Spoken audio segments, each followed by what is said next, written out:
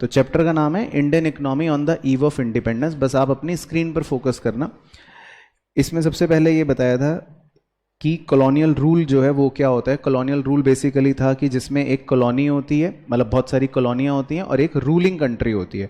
तो ruling country जो है वो नियम बनाती है अपनी सारी कॉलोनीज़ के लिए। तो ये पहले एक सिस्टम चला करता था कॉलोनियलिज्म, जिसमें भारत जो था वो ब्रिटिशर्स के लिए एक तरह से उनकी एक कॉलोनी था। तो शुरुआत जो होती है वो इसी से होती है, कॉलोनियल रूल से। तो 200 साल तक ब्रिटिशर्स ने हम पे क्या करा, राज करा। फिर पहला इसमें जो टॉपिक है जो हमें पता होना चाहिए वो ये कि इंडियन इकोनॉमी के फीचर्स क्या थे इंडिपेंडेंस से पहले। तो हमारा एग्रीकल्चर जो है वो मेन सोर्स था एम्प्लॉयमेंट का, और ज़्यादातर लोग हमारे यहाँ एग्रीकल्चर पर ही इन्वॉल्व थे। दूसरा यह है कि फार्मर्स जो क्रॉप्स उगाया करते थे वो मेनली अपने डोमेस्टिक कंजम्पशन के लिए उगाया करते थे, यानी कि सब्सिस्टेंस फार्मिंग हुआ करती थी। इसके अलावा इंडिया अपने हैंडीक्राफ्ट इंडस्ट्री के लिए भी पूरी दुनिया में काफ़ी फेमस था। और भारत जो है वो एक इंडिपेंडेंट, सेल्फ रिलायंट और प्रॉस्परस इकोनॉमी माना जाता था, यानी कि हम सोने की चिड़िया हुआ करते थे। अब उसके बाद ब्रिटिशर्स ने जैसे जैसे हमारा एक्सप्लॉयटेशन शुरू करा तो ये सारी अच्छी अच्छी बातें जो हैं ये खराब हो गई। तो हम हर सेक्टर के हिसाब से देखेंगे कि जब इंडिपेंडेंस हमें मिला उस समय हर सेक्टर का क्या हाल था।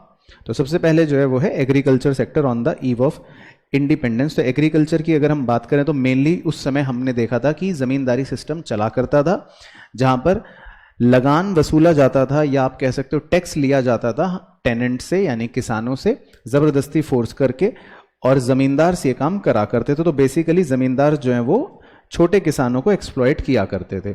दूसरा फीचर एग्रीकल्चर का था कमर्शलाइजेशन, यानी कि फार्मर्स को फोर्स किया जाता था कि ज़्यादा से ज़्यादा कैश क्रॉप्स आप बनाओ, सो दैट आपकी क्रॉप्स को हम बाजार में बेच सकें रादर देन फूड क्रॉप्स। इसके अलावा प्रोडक्शन लेवल जो था वो भी हमारे एग्रीकल्चर सेक्टर में काफ़ी कम हुआ करता था। उसके वेरियस कारण हैं, क्योंकि इरिगेशन फैसिलिटी अच्छी नहीं थी, हम रेनफॉल पर डिपेंड रहते थे, एग्रीकल्चर में ज़्यादा इन्वेस्टमेंट नहीं होती थी, टेक्नोलॉजी भी बहुत ख़राब थी, और फर्टिलाइजर्स का यूज़ भी बेकार होता था।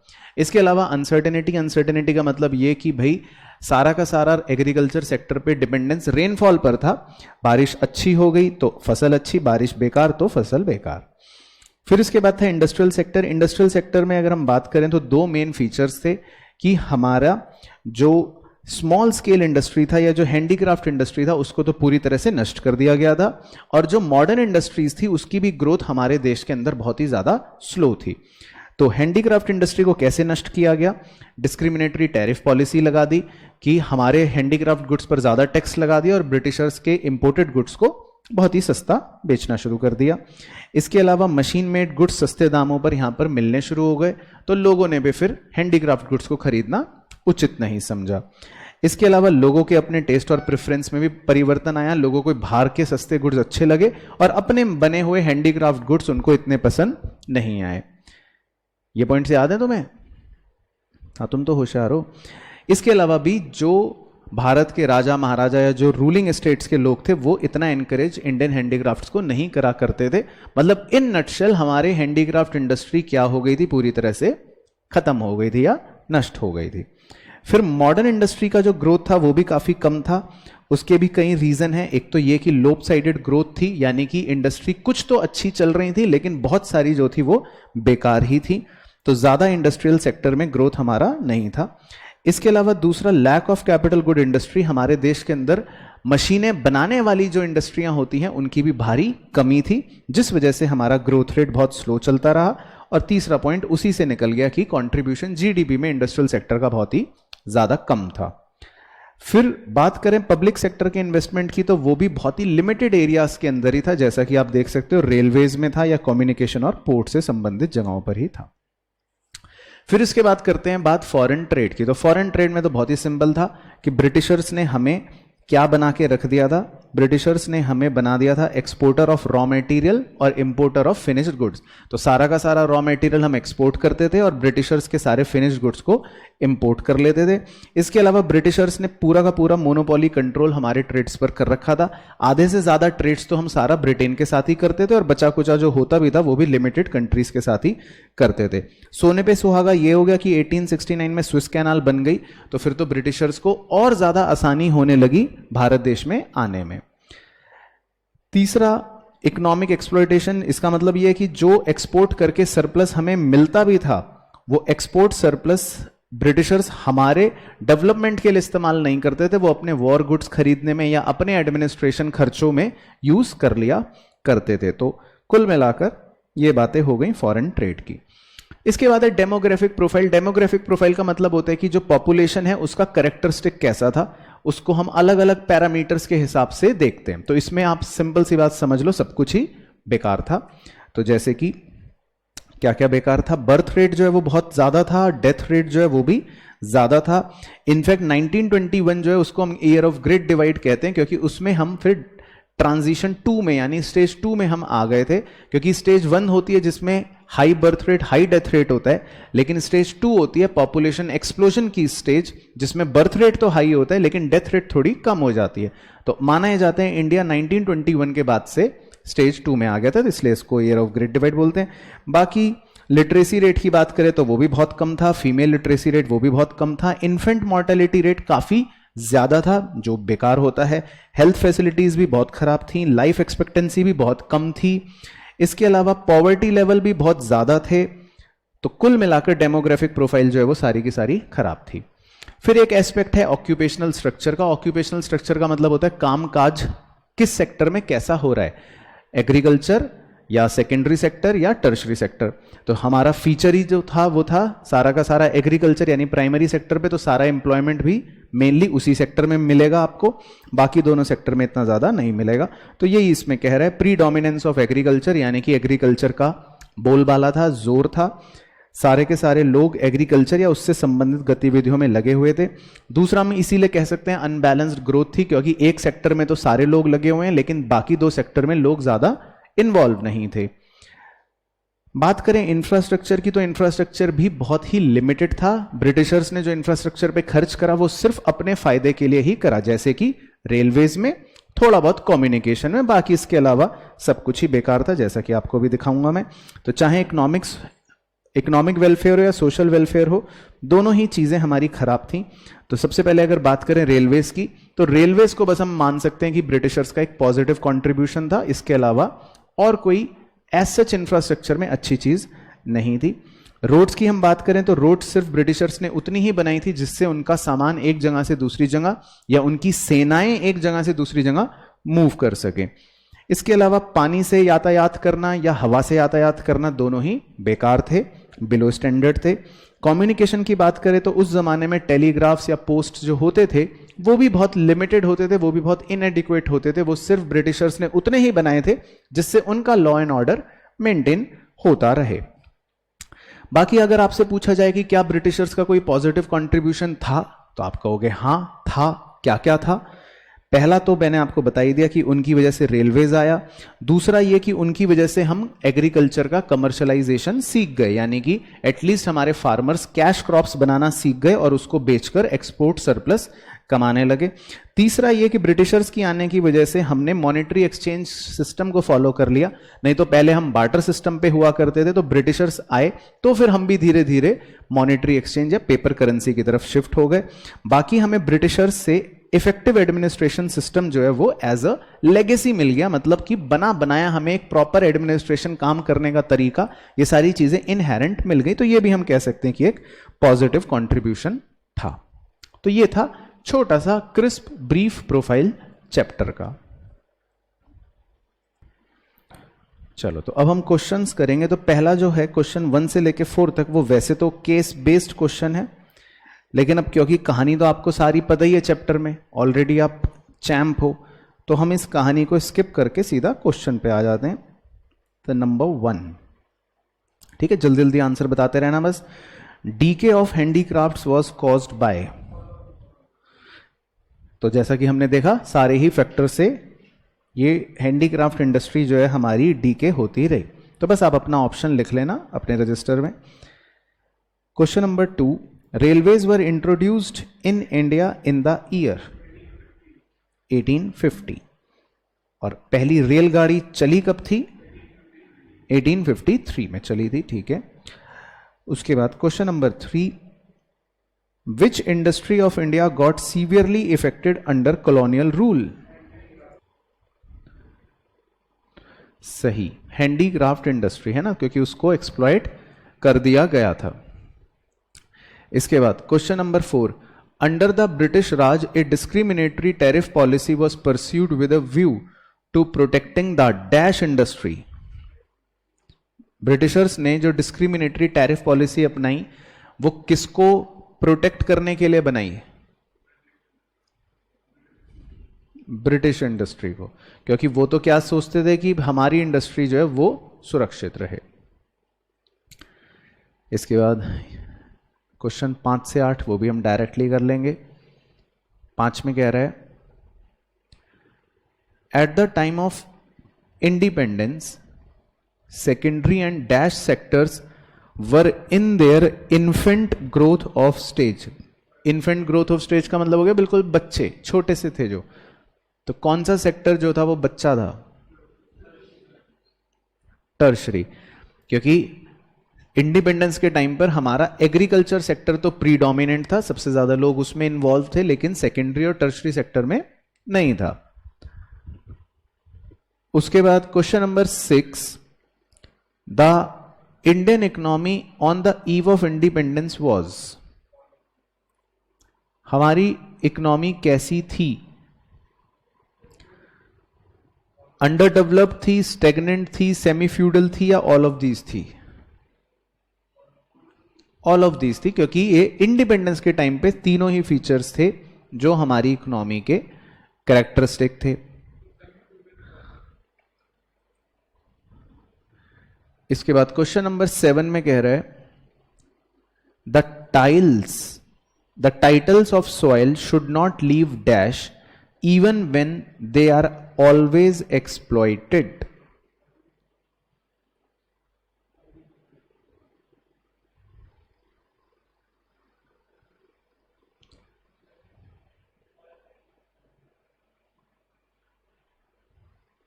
तो ये टिलर्स है, वो टाइटल वर्ड जो लिखा है ना वो टिलर्स हैं बेसिकली, थोड़ी सी स्पेलिंग मिस्टेक है।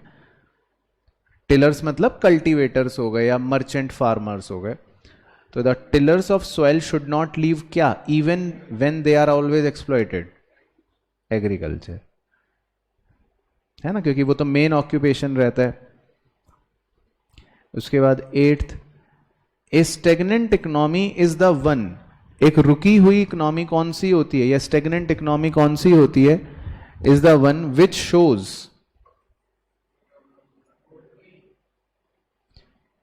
यानी कि जो इनकम में बहुत कम ग्रोथ दिखाए और जिसमें प्रोडक्टिविटी लेवल भी बहुत कम है, उसी को बोलेंगे रुकी हुई या स्टेगनेंट इकोनॉमी। तो यानी कि ऑप्शन ए सही। उसके बाद क्वेश्चन 9 से 12 देख लेते हैं। Question number 9, the two fold motive behind the systematic D industrialisation during the British rule in India are. तो बताइए अपने आप पढ़ के कि दो मेन मोटिव जो थे ब्रिटिशर्स के डी इंडस्ट्रियलाइजेशन के, कि भाई स्मॉल स्केल वाले जो हैं वो खत्म हो जाएं और ग्रोथ ना हो, जो हमने पढ़ा था, तो उसके दो मेन मोटिव ब्रिटिशर्स के क्या थे? Number 1, to exploit India's wealth of raw material and primary product. क्या ये था? Number 2, to exploit India as a potential market for the industrial products of Britain. तो क्या ये था? ये भी था, क्योंकि ब्रिटिशर्स ये चाहते थे कि ब्रिटेन का प्रोडक्ट जो है भारत में ज्यादा हो और वो भारत को एक्सप्लॉइट करें एक पोटेंशियल मार्केट की तरह। तीसरा, significant reduction in transport cost promoted monopoly control of India's foreign trade by the British government and to exploit India's wealth of raw material and primary products. तो क्या ये था? ये नहीं था, ठीक है, तो ये तो नहीं था। और वैसे भी monopoly control of foreign trade ये कोई डी इंडस्ट्रियलाइजेशन का तो पॉइंट बनेगा नहीं, ये तो वैसे भी फॉरेन ट्रेड का ही पॉइंट बनेगा। तो क्या ऑप्शन सही बन गया? सी, यानी कि बोथ 1 and 2। इसके बाद question number 10, dash of agriculture refers to a shift from cultivation for self consumption to cultivation for sale in the market. Sure? ठीक है, तो ये तो सिंपल है। तो इसका है कमर्शलाइजेशन, क्योंकि इसी का मतलब होता है कि भाई हम अपने सेल्फ कंजम्पशन की बजाय कल्टीवेशन करें बाजार में बेचने के लिए। उसके बाद number 11, which of the following factors does not lead to the decay of handicraft. कह रहा है किसकी वजह से नहीं हुआ हैंडीक्राफ्ट का डीके, किसकी वजह से नहीं हुआ? तो रेलवेज के इंट्रोडक्शन से हुआ, न्यू पैटर्न ऑफ डिमांड मतलब जो चेंज इन फैशन वगैरह हैं उनसे हुआ, competition of handmade goods, handmade goods से हमें कंपटीशन मिला था? नहीं, हमें मशीन मेड गुड्स से कंपटीशन मिला था, राइट। तो ये जो सी ऑप्शन दे रखा है ये मतलब नहीं हुआ था, है ना। और अगर आप डी भी पढ़ोगे, the disappearance of princely courts, मतलब पहले राजा महाराजा होते थे, उन्हें शौक होता था हैंडीक्राफ्ट गुड्स का, लेकिन फिर वो भी धीरे धीरे जब खत्म हो गए तो हैंडीक्राफ्ट गुड्स जो हैं वो भी खत्म होने शुरू हो गए। तो ए, बी और डी जो हैं उनकी वजह से तो डी के हुआ था हैंडीक्राफ्ट्स का, लेकिन सी ऑप्शन से नहीं हुआ था। क्लियर? चलो 12 आप अपने आप पढ़ के मुझे बताओगे, मैं सिर्फ मेन पॉइंट पढ़ रहा हूं। The systematic D industrialisation implies the following thing. Systematic D industrialisation से आपका क्या मेन मतलब है, तो पढ़ें और बताएं क्या मेन मतलब है। क्या है?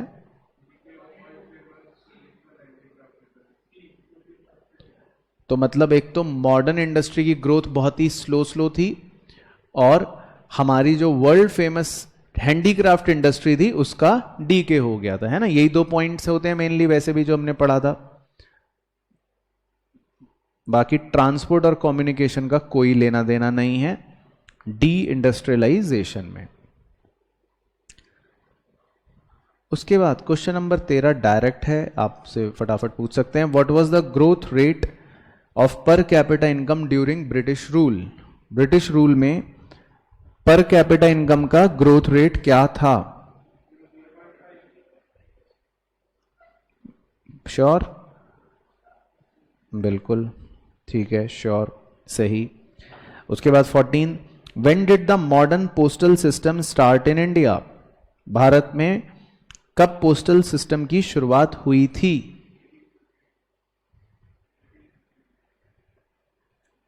एटीन 1854, वेरी गुड, सही।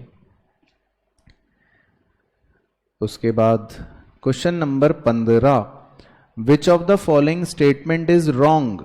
तो आपको यह बताना है कि गलत क्या है, रॉन्ग बताना है, गलत।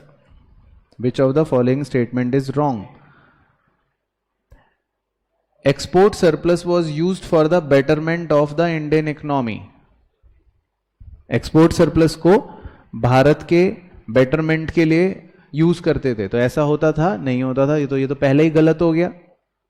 फिर भी सी भी पढ़ लो, क्या पता all of the above. Foreign trade was mainly directed towards Britain, तो ये बात तो सही है, ये तो सही है, तो इसका मतलब ए ही होगा, क्योंकि ए बात ही गलत है। उसके बाद number 16, what percentage of India was dependent on agriculture at the time of independence. Agriculture पे कितने प्रतिशत लोग डिपेंडेंट थे? 72 पॉइंट समथिंग मान लो। तो कौन सा ऑप्शन टिक कर लें? बी फॉर बॉम्बे, थोड़ा सा नजदीक है। In which year railways was introduced. तो रेलवेज कब इंट्रोड्यूस हुए? 1850 में इंट्रोड्यूस हुए। और रेलगाड़ी चली कब पहली? 53 में। ठीक है। Which objective did the British intend to achieve through its policy of infrastructure development in India? Britishers अपना कौन सा उद्देश्य पूरा करना चाहते थे इंफ्रास्ट्रक्चर डेवलपमेंट भारत के, मतलब उस अपनी पॉलिसी के तहत? वो अपने आर्मी को मोबिलाइज करते थे, उन्होंने उतनी ही सड़क बनाई और रेल भी उतने हिसाब से बनाई कि उनके गुड्स एक जगह से दूसरी जगह मूव हो सके, और पोस्टल सर्विसेज या कम्युनिकेशन भी उतना ही रखा जितना उनका लॉ और ऑर्डर मेंटेन हो जाए। तो यानी कि C option, all of these is the best option. उसके बाद 19 में मारो तुक्के, 10% dash while 18% workforce were engaged in dash sector. D donkey, हाँ, क्योंकि 10% थे मैन्युफैक्चरिंग में और 18% वर्कफोर्स था सर्विस में। तो ये तो जिसे पता है वही बता सकता है, तो यानी सही ऑप्शन है D. When did Bengal famine take place? कब आया था बंगाल में प्रलय? 19 नहीं, 2 साल बाद, 1943। उसके बाद 21, what does the export surplus mean? Export surplus का क्या मतलब होता है?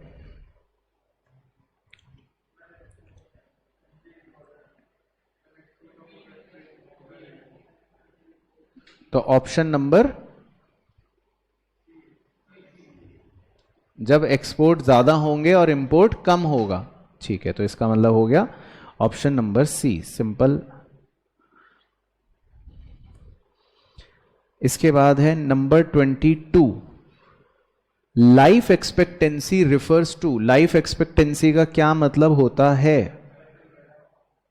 कि average life of a person, एक आदमी अमूमन कितने वर्ष जिएगा। ठीक है, ए। उसके बाद 23, what was the condition of agriculture at the time of independence? Independence के टाइम पे क्या हालात थे?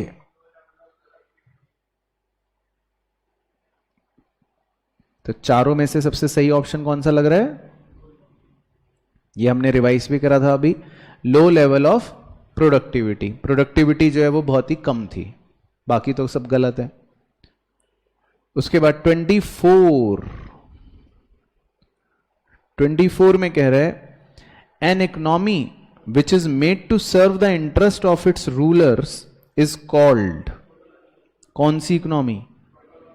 कॉलोनियल, क्योंकि उसका एक रूरल होता है जिसका उसको इंटरेस्ट का ध्यान रखना पड़ता है। तो यही तो था कॉलोनियलिज्म का कॉन्सेप्ट, कि एक रूरल होगा और एक और बहुत सारी उसकी कॉलोनियां होंगी। 25 का बताना है, what was the life expectancy in India during British rule?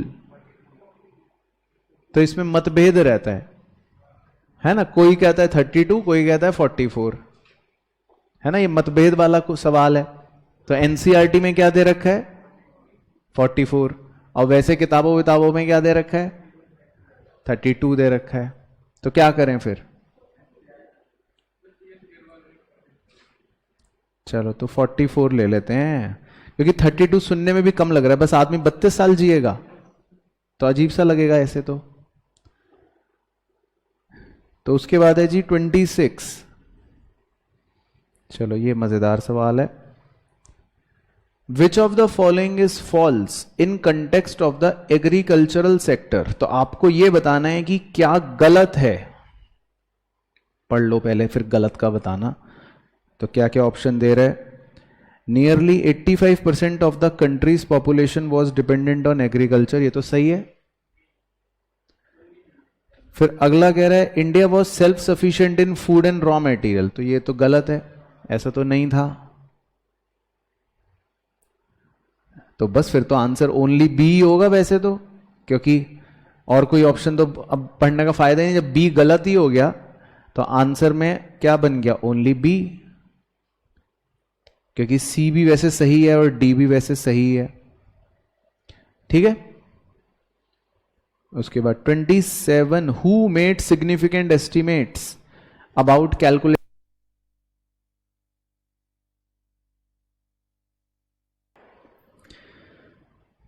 तो किसने करे थे सबसे ज्यादा प्रयास? डॉक्टर राव, ठीक है, ए। चलो, तो अब आपकी जान सूखेगी। 28 से आपको अब सोच समझ के जवाब देना है, सोच समझ के मतलब ऑप्शन बताने। तो पहले असर्शन पढ़ लेते हैं। असर्शन कह रहा है agriculture was taken less as means of subsistence and largely as an occupation for profit. तो ये तो यही गलत हो गया, क्योंकि ऐसा तो नहीं था।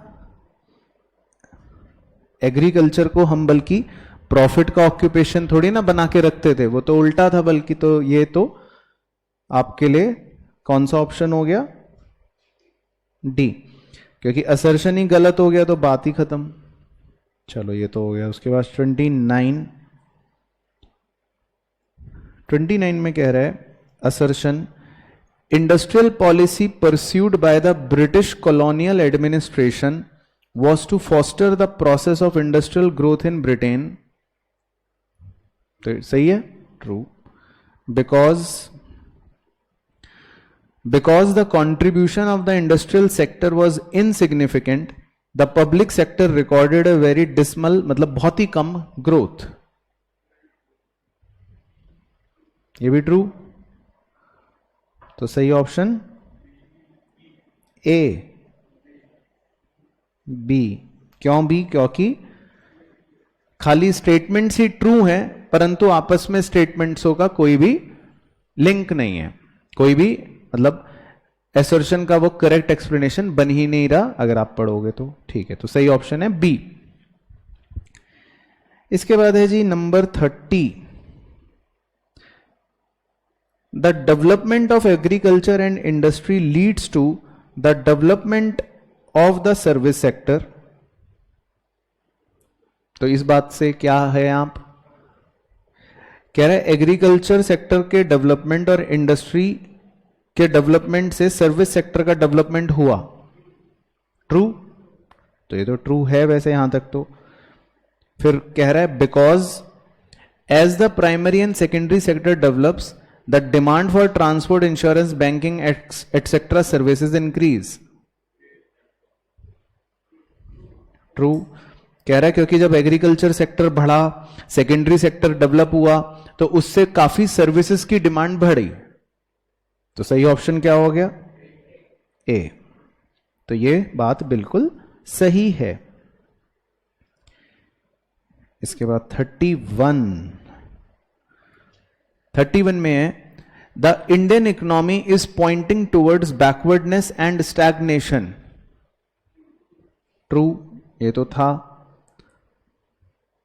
Because low maintenance and high growth oriented investment on the eve of independence. तो हाई ग्रोथ ओरिएंटेड इन्वेस्टमेंट तो नहीं थी भारत में इंडिपेंडेंस में, तो ये बात तो गलत हो गई। तो इसका मतलब सही ऑप्शन सी।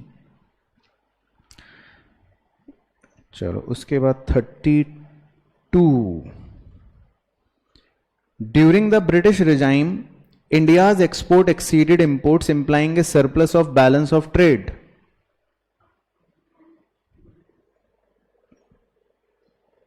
तो गौरांश तो सो रहा है, वो तो चांद तारों पे है।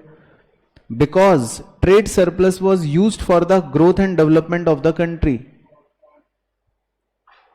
फॉल्स, ट्रेड सरप्लस ग्रोथ या डेवलपमेंट के लिए इस्तेमाल नहीं करा। तो सही ऑप्शन सी। इसके बाद 33 आपको होमवर्क दे दूं एक? हाँ सर। 34 चलो। Emerging needs of industrial inputs were required in the wake of industrial revolution in Britain. True. भाई ब्रिटेन में इंडस्ट्रियल रिवॉल्यूशन लाने के लिए, या मतलब हो रहा था जो, उसके लिए वहां पे उनको इनपुट्स चाहिए थे बहुत सारे, सही बात है। Because India's wealth of raw material in primary products rises, तो भारत का रॉ मटेरियल का वेल्थ बढ़ा था, लेस हुआ था, तो ये तो हो गया फॉल्स। तो ये स्टेटमेंट तो गलत हो गया ना। इंडिया की रॉ मटेरियल की वेल्थ बढ़ थोड़ी ना रही थी, कम हो रही थी। तो इसका मतलब ऑप्शन सी। ठीक है यहां तक। उसके बाद 35, foreign demand for the Indian handicrafts was destroyed by way of heavy duty on their exports. True. Because domestic demand for Indian handicrafts was destroyed by way of duty-free import of British goods in Indian market. True. तो सही option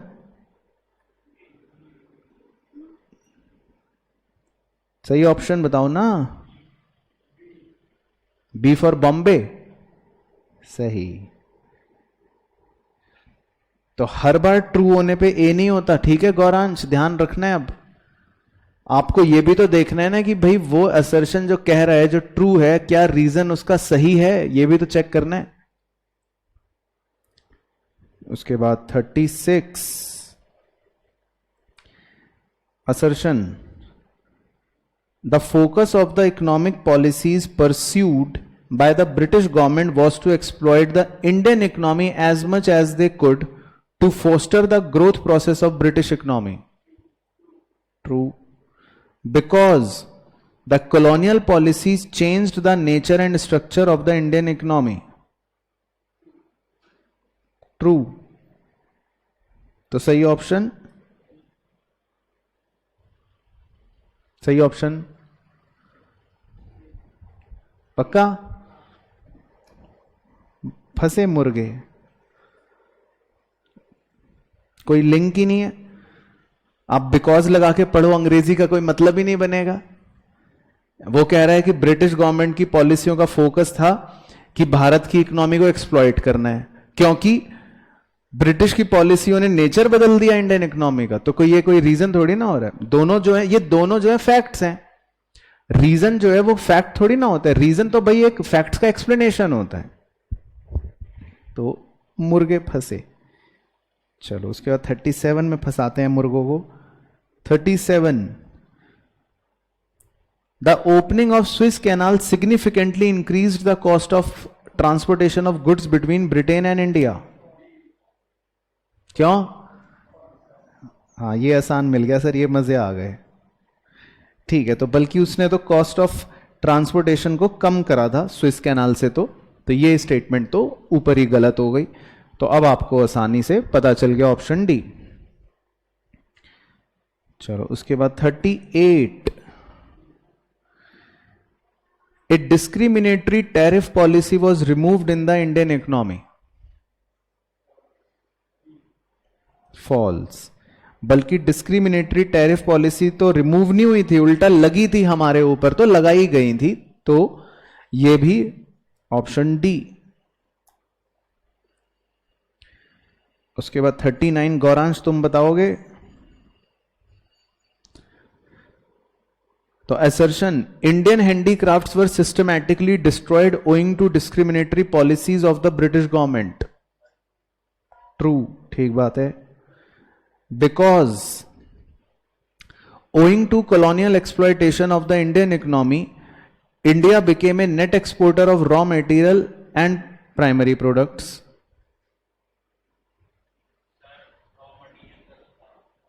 बताओ आर्यन, तुम बताओ, तुम होशियार हो, मतलब इस स्टेटमेंट को क्या बोलें? ठीक है, तो तुम इतने होशियार कैसे हो गए? चलो वेरी गुड।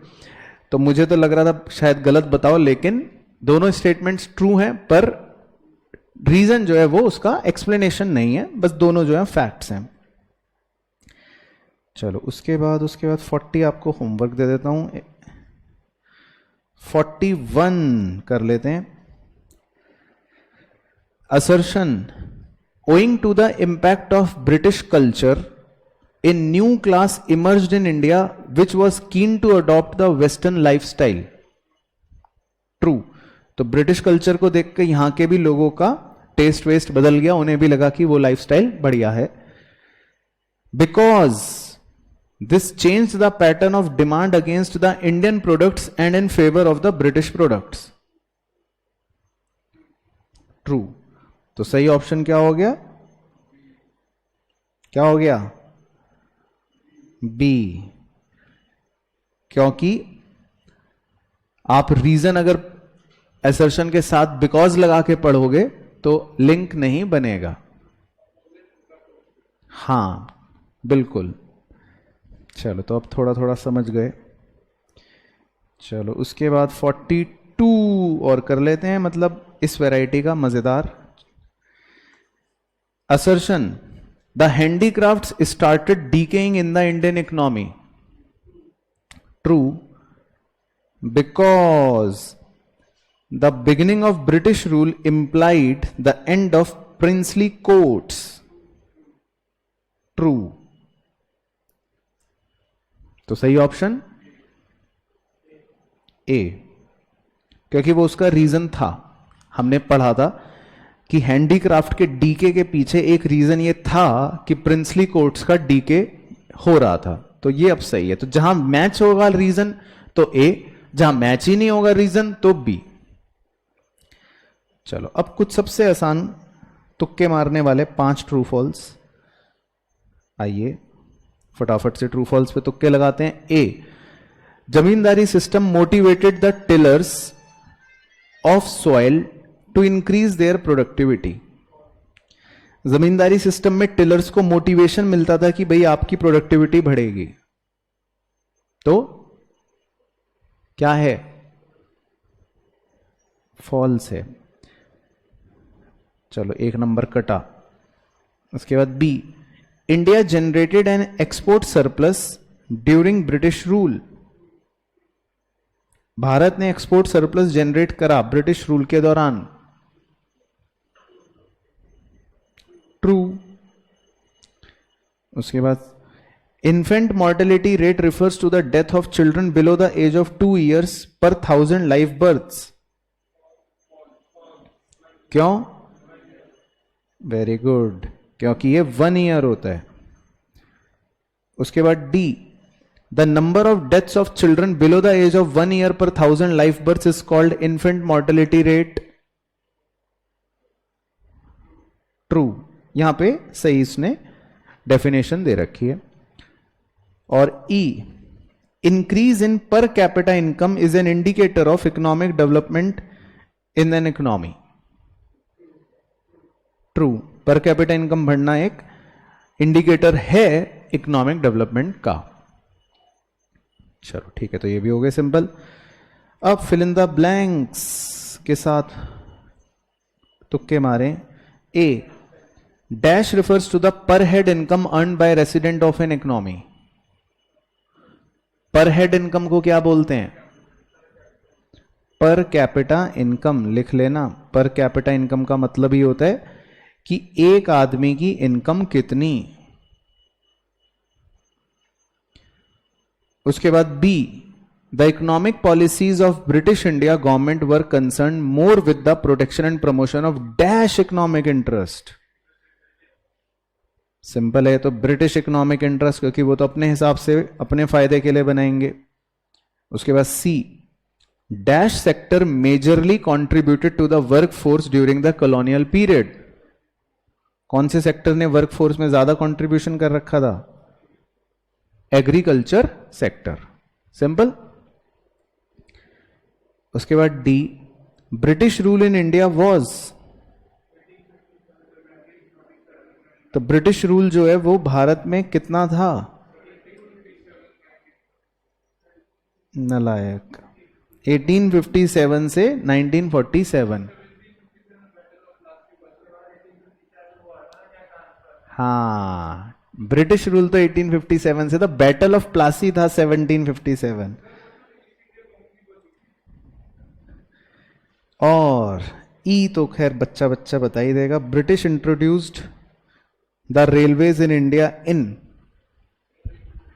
हाँ अब क्योंकि उसने यही दो ऑप्शन दिए तो आप अपना जबरदस्ती नहीं लिख के आओगे, तो इन दोनों में से चुनना होगा तो 1853 चुन लेंगे। चलो तो एक केस स्टडी बस क्वेश्चन बच रहा है 45। इसमें केस तो हमने पढ़ना नहीं है क्योंकि हम होशियार हैं, तो हम सीधा क्वेश्चन आपसे पूछ लेते हैं। Number 1, DK of handicrafts was caused by, अच्छा ये वाला हम कर चुके हैं, ऑलरेडी डन है ये वाला। चलो ठीक है, फिर तो कहानी खत्म। चलिए तो ठीक है बच्चों जी, डन फॉर द डे। बाकी फिर नेक्स्ट क्लास में हम करेंगे अगला इंडियन इकोनॉमी का चैप्टर।